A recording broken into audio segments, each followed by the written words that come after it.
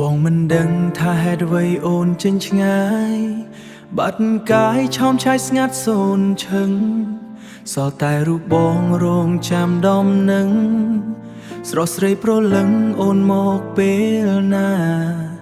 រាល់អនុស្សាវរីយ៍អូនបានភ្លេចអស់ឬដឹងទេបងឈឺចិត្តសោកានឹកឃើញរឿងដើមបងសែនខ្លោចផ្សាមិនគួរជីវ៉ាឈប់នឹកនេះបងចង់តែតាមហៅពីលពើវិលវិញមកជួយបំពេញរឿងរ៉ាវកន្លងសួរអូនឲ្យច្បាស់អំពីបំណ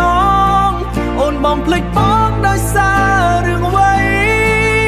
បងគ្មានសង្ឃឹមថាអូនត្រឡប់អូនចង់បញ្ចប់មិត្តភាពភក្តីបងហើយនឹងអូនបែកដូចមេឃដី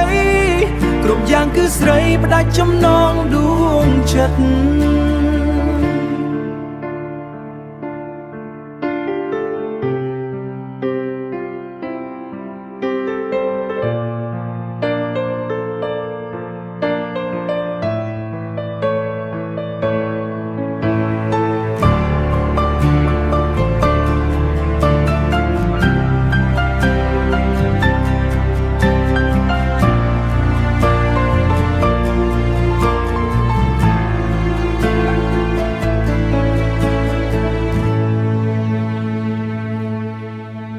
រាល់អនុស្សាវរីយ៍អូនបានភ្លេចអស់ឬ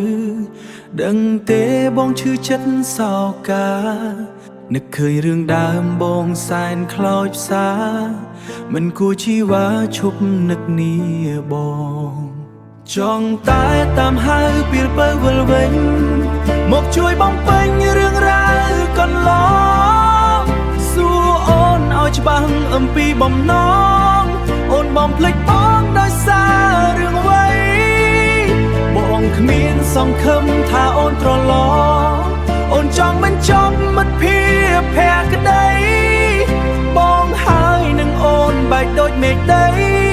គ្រប់យ៉ាងគឺស្រីផ្ដាច់ចំណងដួងចិត្ត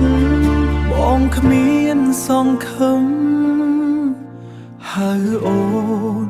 វិលវិញ